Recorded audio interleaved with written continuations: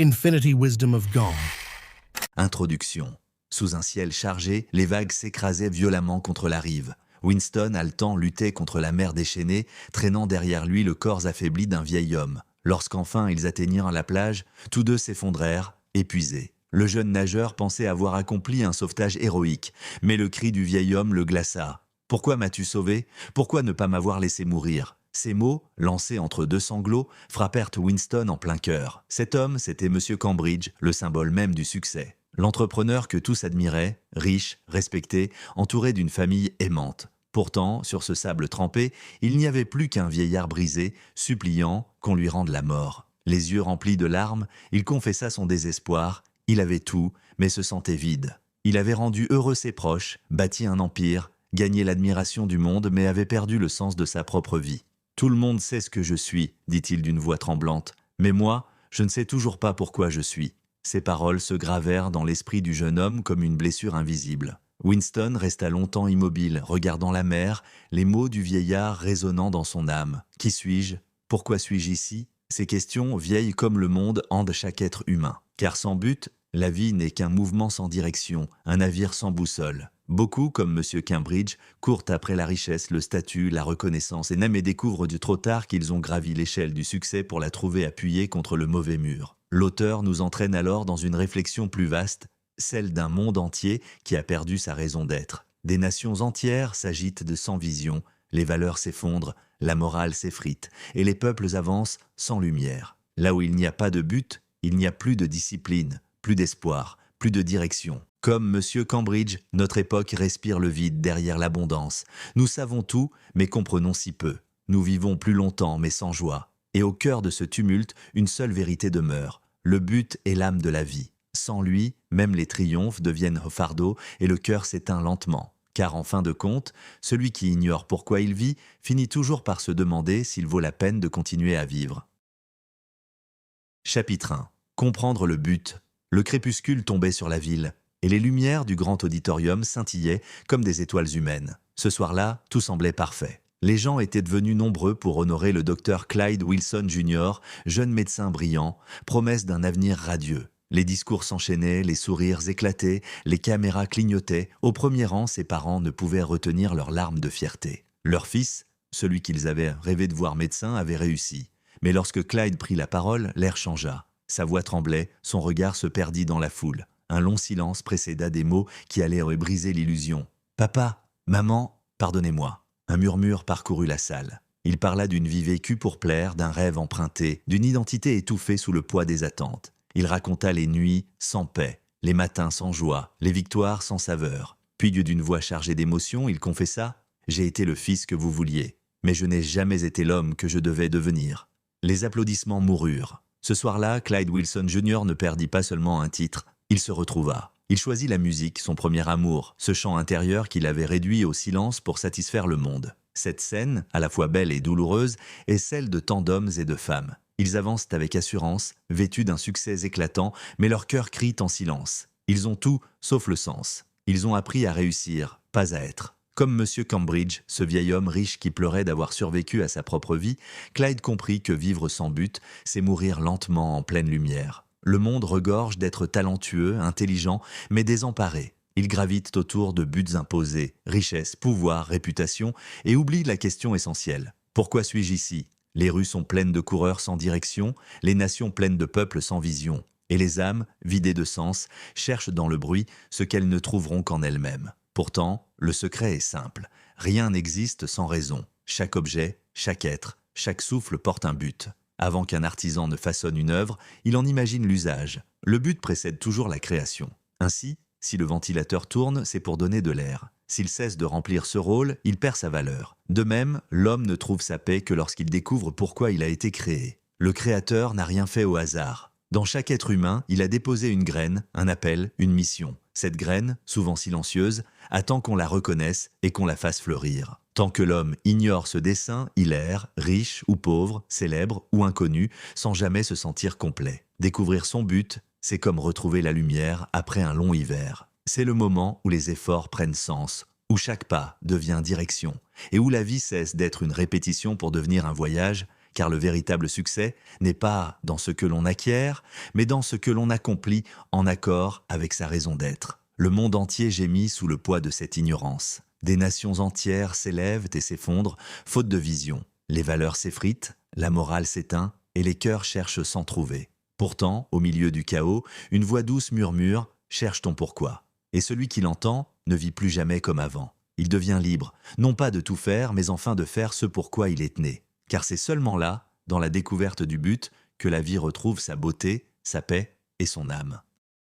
Chapitre 2. La nature du but. Le but est la raison fondamentale pour laquelle toute chose existe. Contrairement aux plans qui peuvent changer, le but demeure constant car il reflète l'intention originale du Créateur. Comprendre la nature du but, c'est saisir l'essence même de ce que nous sommes et pourquoi nous avons été conçus. Dès la création, Dieu a intégré le but dans la nature de chaque être. Comme un fabricant conçoit un produit selon l'usage qu'il veut lui donner, Dieu a façonné chaque homme et chaque femme avec des qualités et des capacités spécifiques pour accomplir une mission précise. Nos talents, nos inclinations naturelles et même nos caractéristiques physiques ne sont pas le fruit du hasard, ils sont adaptés à notre raison d'être. Ainsi, nous sommes parfaits pour notre objectif. Vouloir imiter quelqu'un d'autre, c'est trahir notre propre dessein, car notre unicité est essentielle à la réalisation du plan divin. Le but d'une personne détermine son fonctionnement et sa nature. Supprimer ce but reviendrait à détruire l'identité même de cette personne. C'est pourquoi Dieu, dans la nouvelle naissance, ne nous donne pas de nouveaux talents, mais restaure et redirige ceux qu'il avait déjà placés en nous dès la naissance.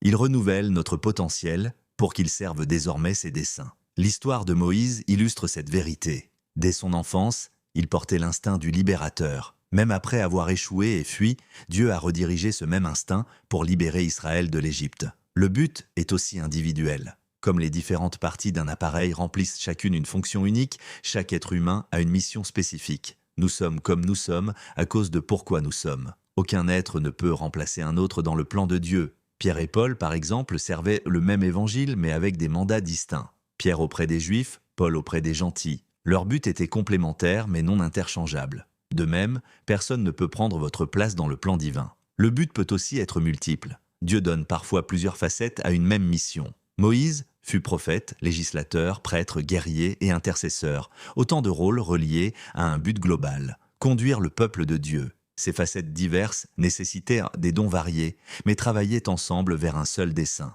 De plus, le but est interdépendant. Rien n'existe pour soi seul. Chaque chose dépend d'une autre pour accomplir son rôle. Comme la lune reflète la lumière du soleil ou la batterie d'une voiture dépend du moteur pour fonctionner, notre objectif est lié à celui des autres. Dans le corps de Christ, chaque membre a une fonction qui sert l'ensemble. L'unité du corps rend possible l'accomplissement du plan global de Dieu. Nous avons donc besoin les uns des autres pour atteindre notre but. Le but est aussi permanent et résilient. Les circonstances, les erreurs ou le temps ne peuvent l'annuler. Dieu peut modifier nos plans, mais son dessein demeure inchangé. L'histoire d'Abraham et Sarah le démontre, malgré leurs tentatives humaines, Dieu a maintenu son plan initial. De même, les échecs n'annulent pas notre appel. Ils sont utilisés par Dieu pour nous perfectionner. Paul, autrefois persécuteur, a vu ses talents redirigés pour la gloire de Dieu. Dieu change les noms, mais jamais le but. Enfin, le but est universel.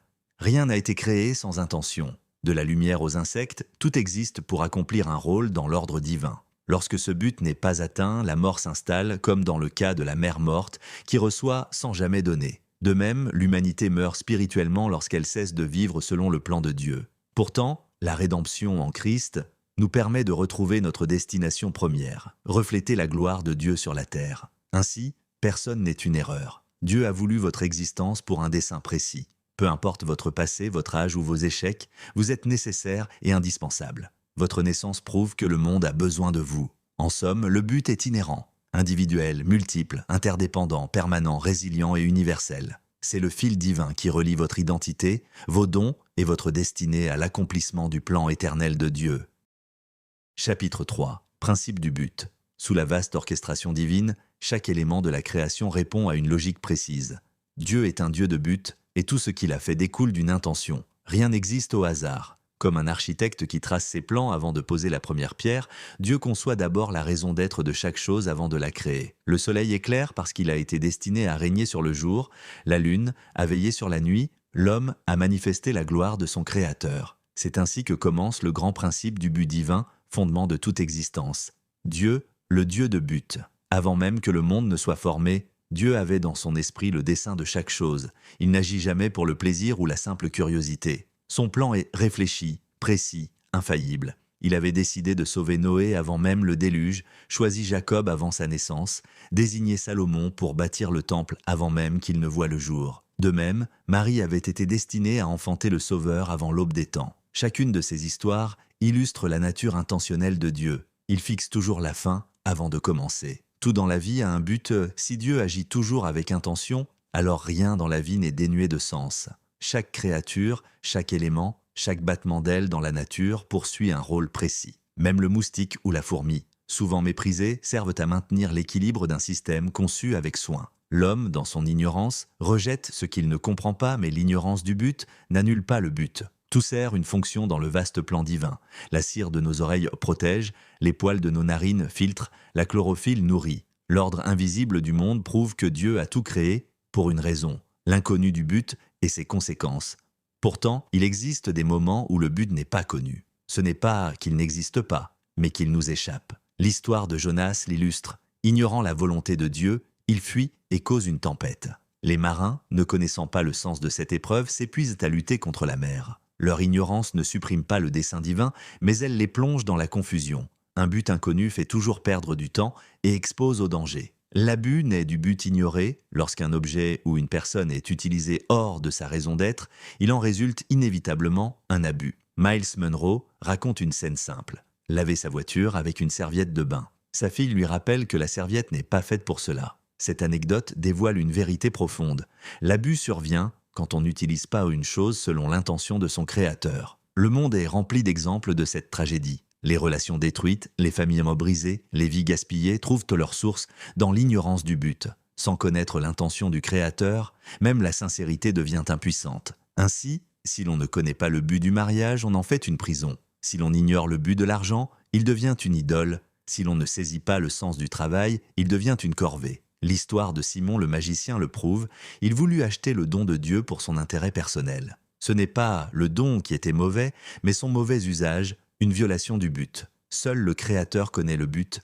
Un être créé ne peut connaître par lui-même la raison de son existence. Il faut s'adresser au Créateur, non à la créature.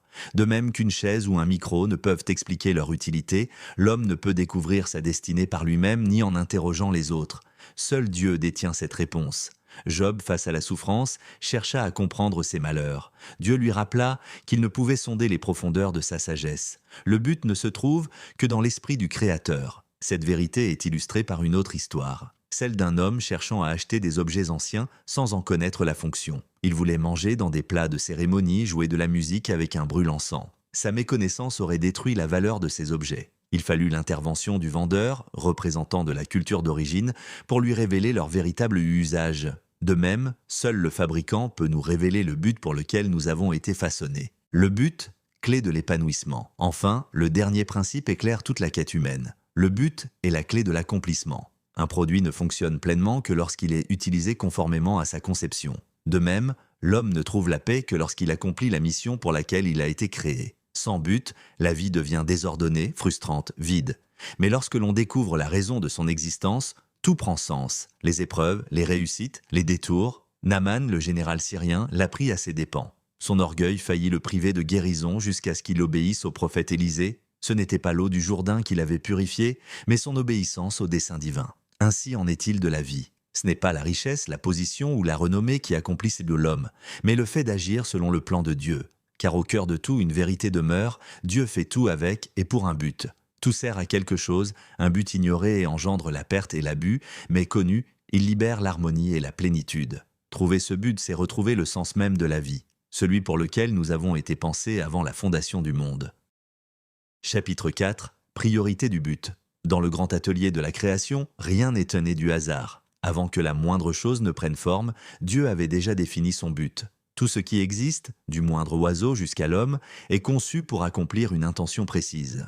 Comme un architecte ne dessine pas un bâtiment sans connaître sa fonction, Dieu ne crée rien sans en avoir déterminé la raison d'être. Imaginez un entrepreneur à qui l'on demanderait de construire un édifice sans lui dire s'il s'agit d'un hôpital, d'une école ou d'un temple. Il ne pourrait rien commencer tant qu'il ne connaîtrait pas le pourquoi du projet. c'est le but qui dicte la fonction, et la fonction exige la conception. De même, la conception d'une chose révèle son objectif. Une robe d'hiver ne ressemble pas à une robe d'été, car chacune est façonnée selon sa raison d'exister. Ainsi, notre conception personnelle est parfaite pour notre mission. Tout, dans notre corps, nos talents et nos penchants naturels, correspond à la tâche que Dieu nous destine à accomplir. Si un avion est fait pour voler, il portera dans sa structure tout ce qui lui permet de le faire. De la même manière, l'homme porte en lui tout le potentiel nécessaire pour atteindre le but divin. Le but détermine la nature, et cette nature est la preuve du potentiel. Les oiseaux sont heureux dans le ciel parce qu'ils ont été créés pour voler. Les poissons trouvent de leur joie dans l'eau,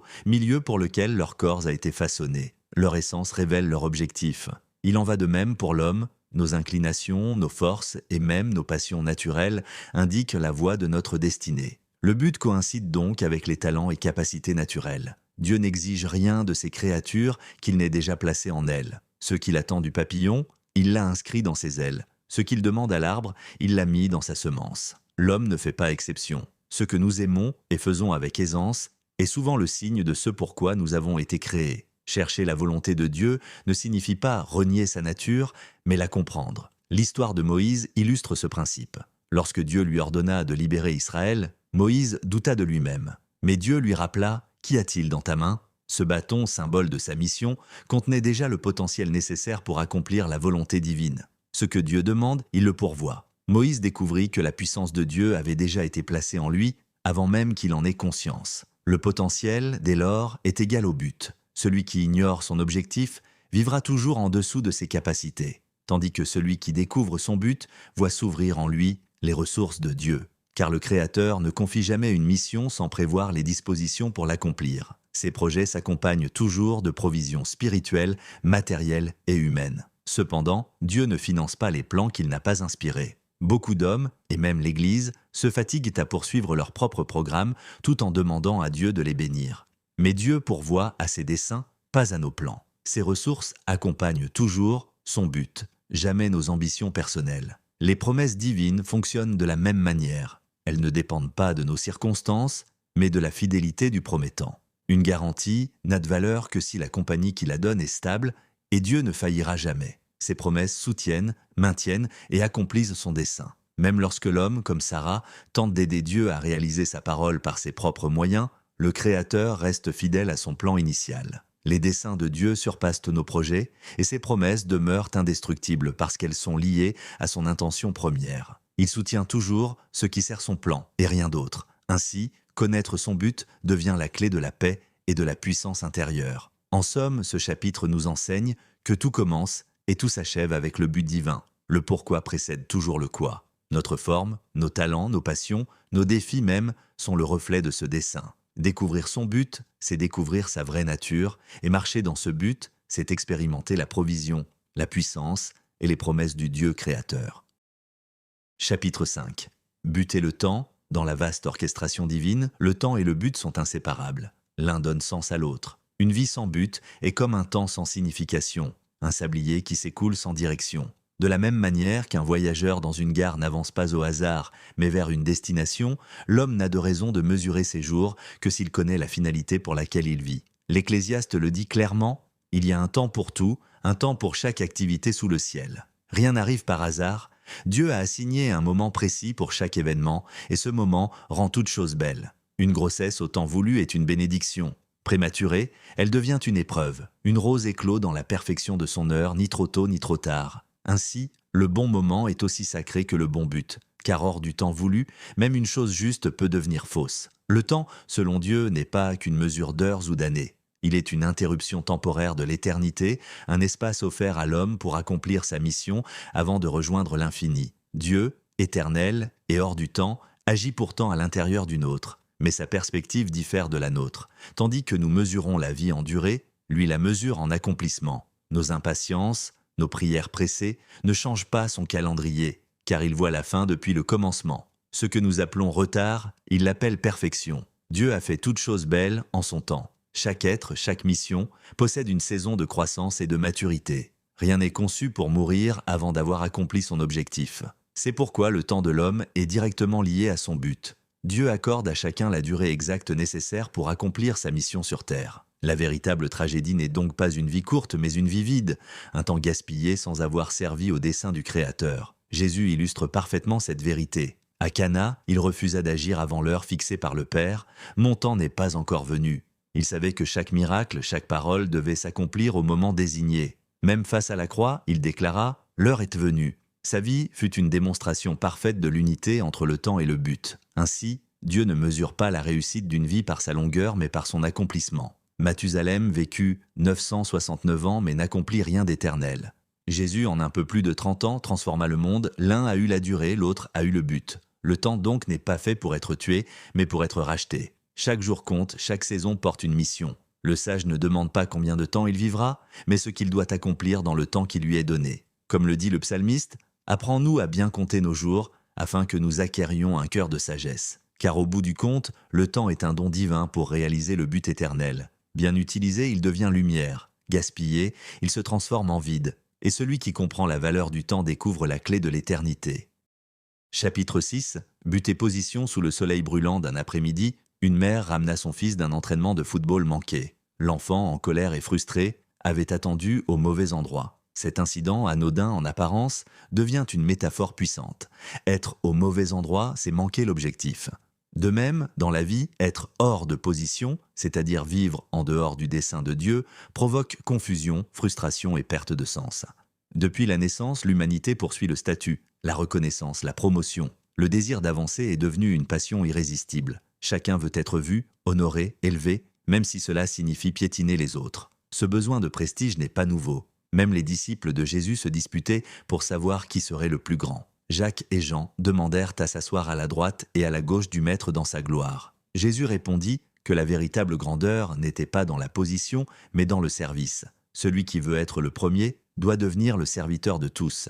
Le statut, explique l'auteur, n'est pas un titre ni une récompense personnelle. Il découle du but. Chaque chose dans la création a une raison d'être, une fonction précise qui détermine sa place dans l'ensemble. Être en position signifie être à l'endroit où Dieu nous veut, accomplissant le rôle pour lequel il nous a créés. Dieu ne donne pas une position pour l'honneur personnel, mais pour le bien commun. Ainsi, la vraie autorité ne vient pas du prestige, mais de l'obéissance au dessein divin. Sur le lieu de travail, dans la famille ou à l'église, beaucoup cherchent à briller plutôt qu'à servir. Paul avertit pourtant, « Ne pensez pas à vous-même plus haut que vous ne le devriez. » Romains 12, 3 à 5. Chaque membre du corps de Christ a une fonction unique. L'un est apôtre, un autre prophète, pasteur, enseignant. Aucun n'est supérieur à l'autre, car tous œuvrent ensemble pour édifier le corps. La position visible n'est pas une valeur supérieure. Le téléphone illustre cette vérité. Si une pièce, même petite, quitte sa place, tout l'appareil cesse de fonctionner. C'est pourquoi l'obéissance véritable, selon Dieu, ne consiste pas seulement à faire le bien, mais à faire la bonne chose, au bon endroit, au bon moment. Une action juste au mauvais moment ou dans la mauvaise position demeure désobéissance.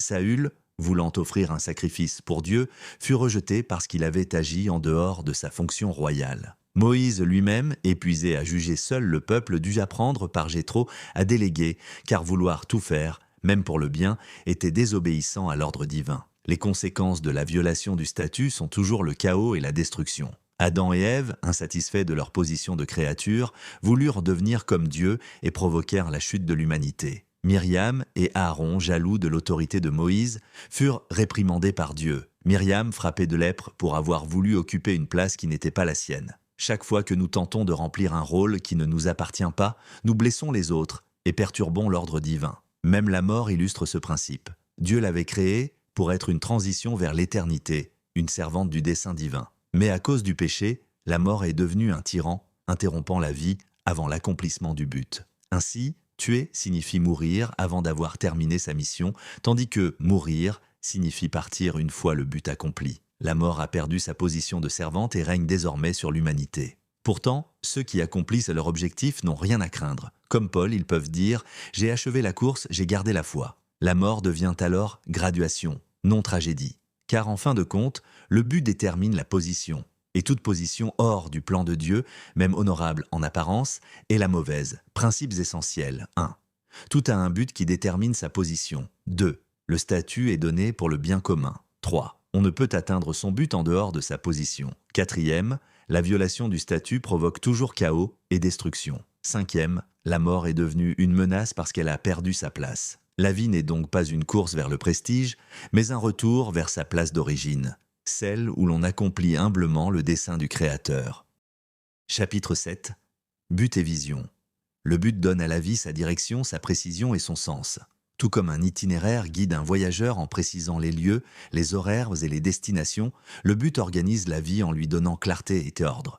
Sans but, l'existence devient désordonnée, marquée par des efforts dispersés et une fatigue stérile. Le but permet de se lever chaque matin avec la certitude de ce qu'il faut accomplir. Il agit comme un système d'orientation intérieure, canalisant l'énergie vers des activités significatives plutôt que vers des occupations vaines. Le but engendre la vision, car il définit la raison d'exister et révèle la destination finale. Proverbe 29, 18 enseigne que sans vision, le peuple périt. En d'autres termes, sans but, il n'y a ni direction ni discipline. La vision, issue du but, permet de voir la fin depuis le commencement. Elle est la révélation d'un futur qui n'existe pas encore, mais que l'esprit perçoit avec conviction. C'est une image intérieure de ce que Dieu a prévu, une promesse gravée dans le cœur avant qu'elle ne se manifeste dans la réalité. De cette vision naissent les objectifs, qui traduisent le but en étapes concrètes et mesurables. Ils déterminent les priorités, les décisions, les relations et les choix. Un homme sans objectif est comme un train sans rail,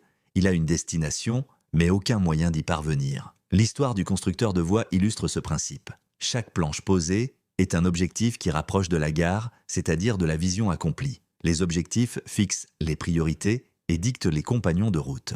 Comme dans la création d'une compagnie aérienne, tout commence par un objectif clair, offrir un service sûr et abordable. De ce but découle une vision, voir les avions voler dans tout l'hémisphère occidental, puis des objectifs précis, étudier le marché, acheter des avions, recruter le personnel. Chaque décision, chaque relation et chaque plan sont filtrés à travers ce but. Les partenaires sélectés sont choisis non pour leur prestige, mais pour leur compatibilité avec la vision. Les objectifs guident aussi les décisions et les choix. Ils servent de boussole, comme le plan de vol d'un pilote qui connaît à la fois sa destination et la route à suivre. Le pilote ajuste son itinéraire en fonction des conditions, mais il ne perd jamais de vue son but.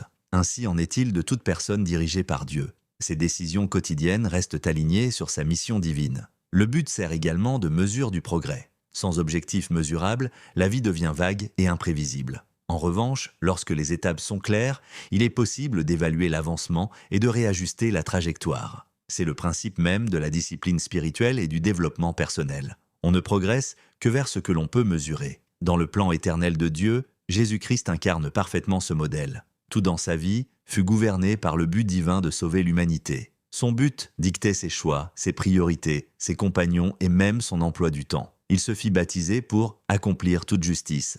Alla à Capharnaüm pour accomplir les prophéties et refusa les propositions de Satan dans le désert afin de rester fidèle à sa mission. Jésus vivait selon la vision du Père, non selon les attentes des hommes. Ses décisions étaient de toujours alignées avec son dessein. Même lorsque Pierre tenta de l'en détourner, Jésus affirma « Passe derrière moi, Satan ».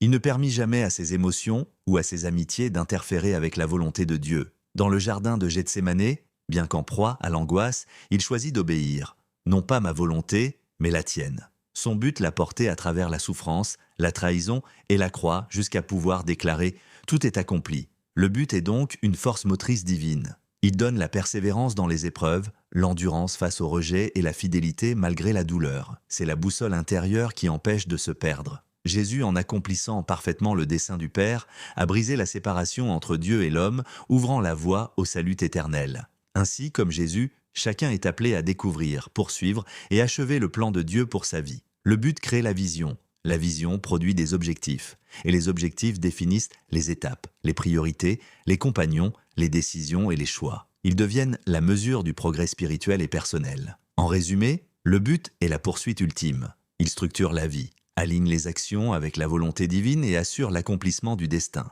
Une vie guidée par le but n'est jamais vague ni vaine. Elle avance avec précision, conviction et paix vers la réalisation parfaite du plan de Dieu. Chapitre 8. Les avantages du but. Le but est l'élément central qui donne sens, direction et stabilité à la vie. Sans lui, l'existence devient vague, subjective et désordonnée, comme un voyageur sans destination. L'histoire de l'homme sur le quai, attendant patiemment le retour du yacht qui ramène sa femme, illustre la force d'un objectif connu. Il donne de la clarté, oriente les actions et maintient la paix intérieure malgré les distractions et les attentes. 1. Le but donne confiance. Le premier avantage du but est la confiance. Celui qui connaît la raison de son existence avance avec assurance, même lorsque les résultats ne sont pas encore visibles. L'homme sur le quai attendait avec sérénité parce qu'il savait qui il attendait. De même, Jésus démontra une confiance inébranlable dans le dessein que Dieu lui avait confié. Lorsqu'on l'accusa d'agir par la puissance de Satan, il répondit avec calme que c'était par l'Esprit de Dieu qu'il accomplissait ses œuvres. Matthieu 12, 25 à 28. Il savait d'où venait son autorité. Plus tard, à la synagogue de Nazareth, il déclara que la prophétie d'Ésaïe s'accomplissait en lui. Luc 4, 18 à 21, révélant sa pleine conscience de sa mission messianique. Celui qui connaît le dessein de Dieu pour sa vie agit avec la même assurance. Il ne doute pas du succès de sa mission, car les Écritures affirment que le dessein de Dieu prévaudra et subsistera à jamais. Proverbe 19, 21, Ésaïe 46, 10. Cette conviction inspire la confiance personnelle et la confiance des autres. 2. Le but offre une protection. Le but agit aussi comme une protection divine. Tant qu'une personne n'a pas accompli son dessein, rien ne peut lui nuire. L'homme sur le quai n'a pas cédé aux plaintes des enfants, car il savait ce qui l'attendait. De même, Jésus, endormi pendant la tempête sur la mer de Galilée, Luc 8, 24 à 25, n'avait aucune crainte. Il ne pouvait pas mourir noyé, car sa mission était la croix. De la même manière, ceux qui marchent dans la volonté de Dieu sont invincibles jusqu'à ce que leur mission soit accomplie. Le but n'élimine pas les difficultés, mais il rend la vie possible. Il offre la paix et la certitude que rien ne peut contrecarrer les plans de Dieu. Troisième avantage, la persévérance. Le but maintient la détermination malgré les retards, les injustices ou les épreuves. Joseph, vendu par ses frères, trahi et emprisonné, garda foi en ses rêves donnés par Dieu. Genèse 37 à 46. Malgré les années de souffrance, il finit par devenir gouverneur d'Égypte et vit son rêve s'accomplir. Le but l'a soutenu, lui permettant de transformer les épreuves en opportunités. De même, toute personne qui agit selon le dessein de Dieu doit s'attendre à des obstacles, mais ces difficultés font partie du processus.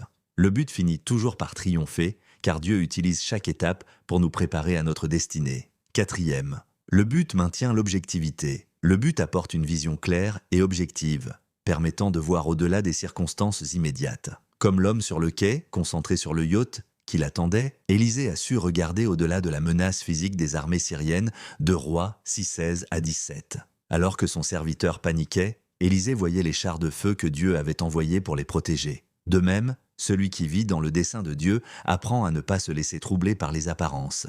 Le but nous garde concentrés et empêche les distractions, les fausses urgences ou les activités inutiles de nous détourner de la mission principale. 5. Le but soutient le contentement. Un autre fruit du but est le contentement. Il produit d'une paix profonde qui ne dépend pas des circonstances. Comme l'homme sur le quai, calme malgré les retards, l'apôtre Paul déclara « J'ai appris à être content quelles que soient les circonstances ». Philippiens 4:11 à 13. Son assurance reposait sur la conviction que Dieu mènerait à bien l'œuvre commencée en lui. Philippiens 1:6. Paul, malgré les persécutions, savait que rien ne pouvait l'empêcher d'accomplir son appel. Ce contentement spirituel l'aidait à endurer les privations et les chaînes sans perdre la joie de vivre pour Christ. 6. Le but crée la joie. Le but engendre une joie durable même au cœur des épreuves. L'homme sur le quai et ses enfants exultèrent lorsque le yacht arriva. De même, Paul et Silas, battus et emprisonnés, chantèrent des hymnes à Dieu à minuit, Actes 16, 25. Leur joie ne dépendait pas des circonstances, mais du fait qu'ils servèrent le Seigneur dans leur mission. Cette joie surnaturelle est la marque de ceux qui vivent selon le plan divin. Même dans la souffrance, ils savent que Dieu fera concourir toutes choses à leur bien. Le but transforme la douleur en louange et la prison en lieu de miracle. 7. Le but attire l'intercession du Saint-Esprit. Enfin, le but amène la puissance de l'intercession du Saint-Esprit. Selon Romains 8, 26 à 28, l'Esprit prie pour nous selon la volonté de Dieu, même lorsque nous ignorons ce qu'il faut demander. Cette intercession assure que Dieu agit pour le bien de ceux qu'il aime et marche selon son dessein. Celui qui vit dans le plan de Dieu bénéficie d'une couverture spirituelle spéciale. Ses prières sont alignées sur la volonté divine et rien ne peut précipiter sa chute avant que sa mission ne soit accomplie. Conclusion, les avantages du but sont multiples et profonds. Ils donnent confiance, protection, persévérance, objectivité, contentement, joie et intercession divine. Le but ne simplifie pas la vie, mais il lui confère sens et puissance. Il oriente, protège et élève celui qui l'embrasse. Lorsque vous découvrez et poursuivez le dessein de Dieu pour votre vie, vous devenez inébranlable, car votre parcours et votre destinée sont enveloppés dans la fidélité de Dieu. Chapitre 9. La source du but. Tout dans l'univers trouve son origine dans le but que Dieu a établi avant même la création. La véritable source du but réside dans l'esprit du Créateur. Dès le commencement, Dieu n'a rien fait au hasard. Chaque élément de la création a été conçu avec une intention précise. L'homme, sommet de cette œuvre divine, a été créé pour refléter la nature, la gloire et le caractère de Dieu. Dès l'enfance, l'être humain manifeste une curiosité naturelle pour comprendre le pourquoi des choses. Ce besoin d'un sens trouve sa réponse dans la relation avec Dieu. Sans lui, la vie paraît vide et absurde, comme le dit l'Ecclésiaste, « Tout est de vanité ». Cette vision désespérée de l'existence est le reflet d'une humanité coupée de sa source. Le vide intérieur, la quête de reconnaissance et la rivalité proviennent de cette déconnexion d'avec le Créateur. Dieu pourtant n'a jamais voulu que l'homme vive dans la confusion. Il a conçu l'univers en fonction de ses desseins éternels, car tout ce qu'il fait découle de la pensée de son cœur, Psaume 33, 11. Dans le récit de la Genèse, chaque chose a reçu un rôle précis. Le ciel sépare les eaux,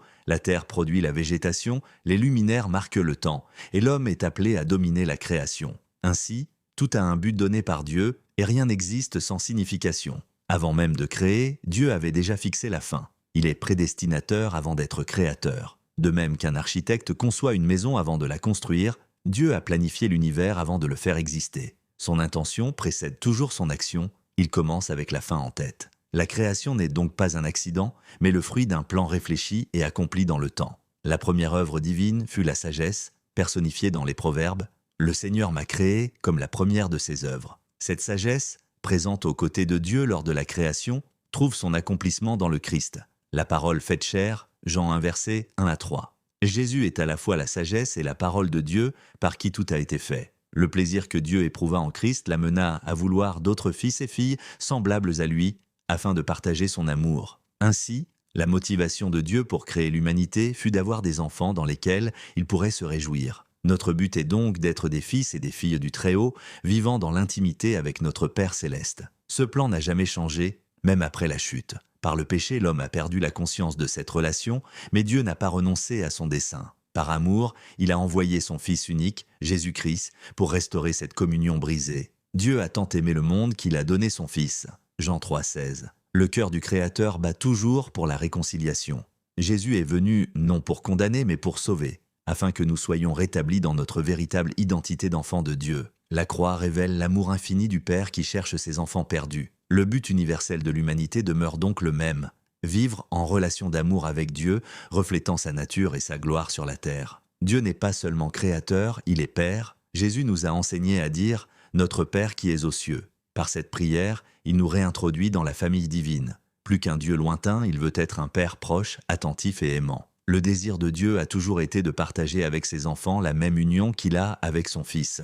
Être fils ou fille de Dieu, c'est aussi manifester sa gloire, c'est-à-dire révéler sa nature dans sa perfection. Quand Dieu créa l'homme à son image, il voulait que sa gloire remplisse la terre. Nous sommes donc destinés à refléter son caractère, non à travers une religion, mais une relation vivante. Dieu ne désire pas seulement des croyants, mais des enfants qui partagent ses intérêts, sa vision et son cœur. Le Saint-Esprit agit en nous pour restaurer la nature divine perdue. Les fruits de l'Esprit, amour, paix, joie, patience, bonté, ne sont pas des qualités à acquérir, mais l'expression naturelle de la vie de Dieu en nous.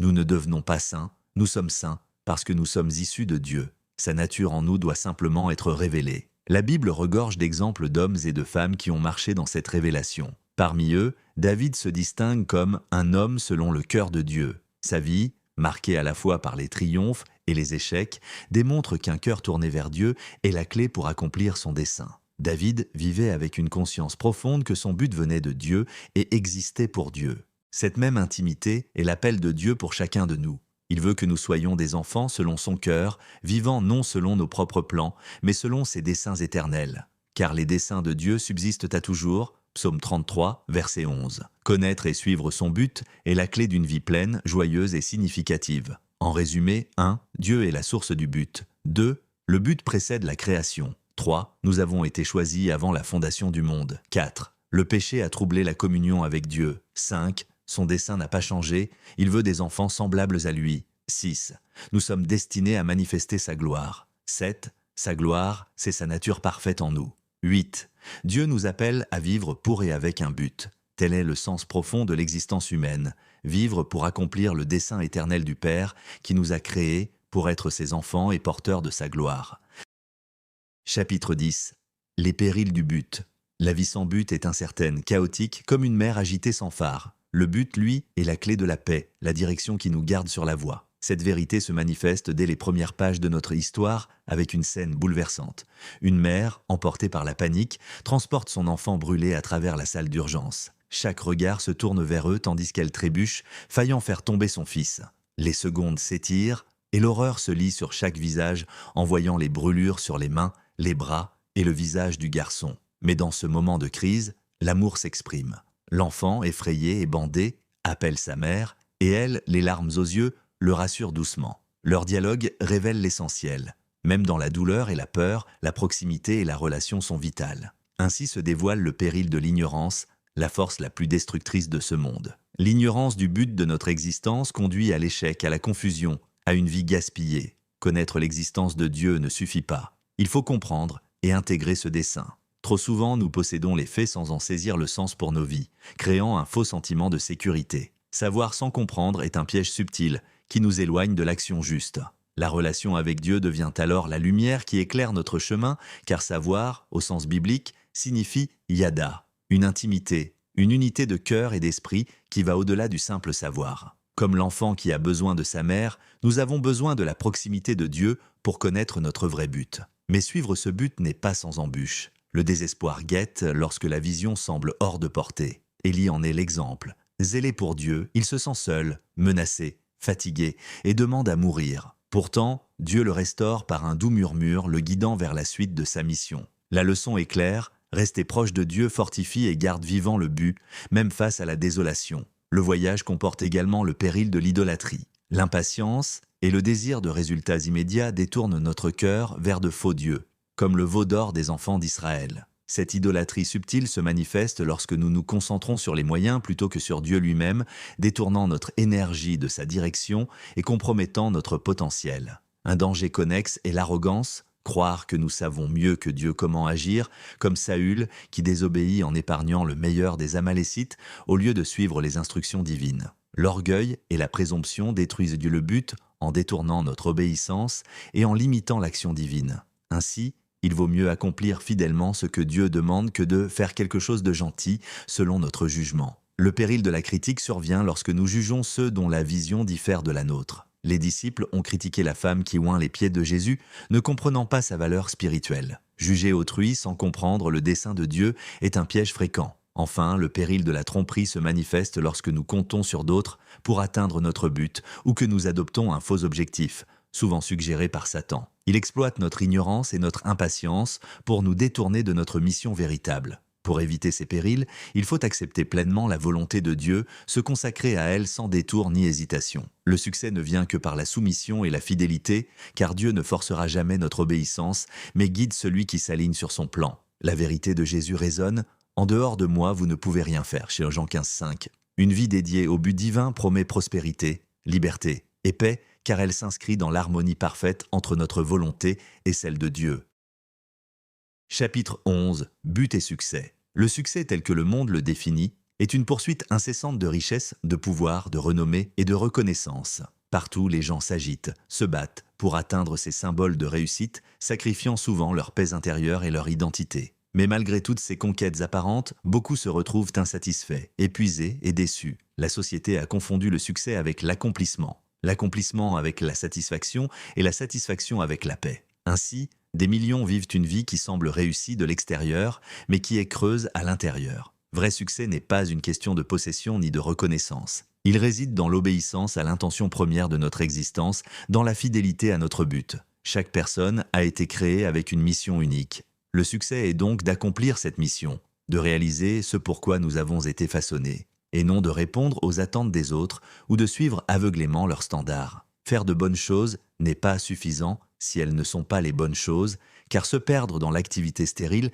mène à l'épuisement et au déséquilibre. Jésus en est l'exemple parfait. Conscient de son but, il n'a jamais été distrait par les opinions ou les pressions du monde. Chaque action, chaque choix était aligné sur sa mission. Et à la fin, il pouvait déclarer « c'est fini ». Sa vie montre que le vrai accomplissement ne se mesure pas par la gloire ou la reconnaissance, mais par la fidélité à la mission que Dieu nous a confiée. Pourtant, combien vivent encore pour les attentes des autres, méprisent leur propre vie et ressentent un vide insupportable? Combien se sont laissés séduire par la course effrénée vers un succès qui n'est pas le leur? La seule voie vers l'épanouissement personnel et professionnel consiste à découvrir son objectif véritable, à renouer avec celui qui nous a créés. Lorsque l'on s'aligne sur ce dessein divin, les sacrifices prennent un sens, le cœur se remplit de satisfaction et la vie devient une expression de notre potentiel unique. Ainsi, le vrai succès n'est pas ce que les autres disent que vous avez accompli, mais ce que vous avez fait de votre vie en accord avec le but pour lequel vous êtes né. C'est l'obéissance à ce dessein qui transforme l'effort en accomplissement,